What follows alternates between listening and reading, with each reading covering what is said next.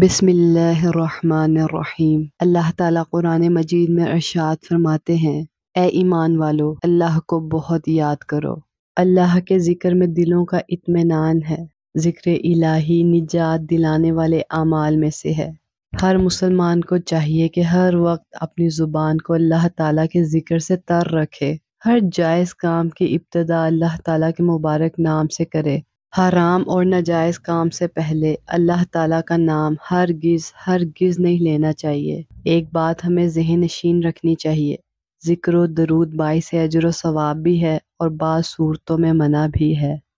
مثال کے طور پہ گاہک کو سودا دکھاتے وقت تاجر کا اس غرض سے درود شریف پڑھنا یا سبحان اللہ کہنا کہ اس چیز کی عمدگی خریدار پر ظاہر کرے، ناجائز ہے۔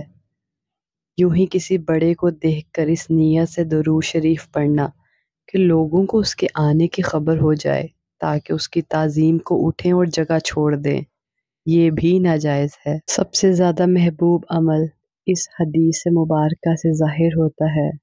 حضرت سیدنا معاذ بن جبل رضی اللہ تعالی عنہ سے روایت ہے، فرماتے ہیں کہ میں نے حضور صلی اللہ علیہ وسلم سے عرض کی، اللہ تعالیٰ کو کون سا عمل سب سے زیادہ محبوب ہے؟ ارشاد فرمایا، مرتے دم تک تمہاری زبان ذکر اللہ سے تر رہے۔ اللہ تعالیٰ کے ذکر کے 4 درجے ہیں۔ ایک تو یہ کہ محض زبانی ذکر ہو، دل اس سے غافل رہے اور بے فکر ہو، گویا اس کا اثر کم ہوتا ہے۔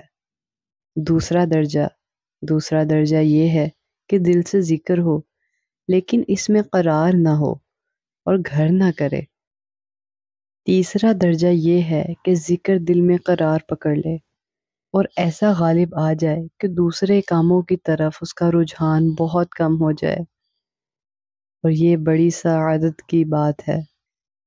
چوتھا درجہ یہ ہے کہ جس کا ذکر کیا جا رہا ہو اللہ اور اس کے محبوب صلی اللہ علیہ وسلم وہ دل میں بس گیا ہو۔ فرط محبت جس کو عشق کہتے ہیں، یہ صورت اس کا نتیجہ ہے۔ جب یہ کیفیت ہو جائے گی تو انسان اپنے آپ کو اور جو کچھ اللہ کے سوا ہے سب کو بھول جائے گا۔ مسلمان کے لیے تمام اذکار میں تحلیل لا الہ الا اللہ افضل ہے۔ اس ذکر کا معاملہ یہ ہے کہ اگر اسے ترازو میں رکھیں تو 7 آسمان اور زمین اور جو کچھ ان میں ہے ان سب سے یہ کلمہ وزنی ہوگا۔ اسی طرح فرشتوں کا ذکر ہے، سبحان اللہ وبحمدہ، سبحان اللہ العظیم وبحمدہ استغفر اللہ۔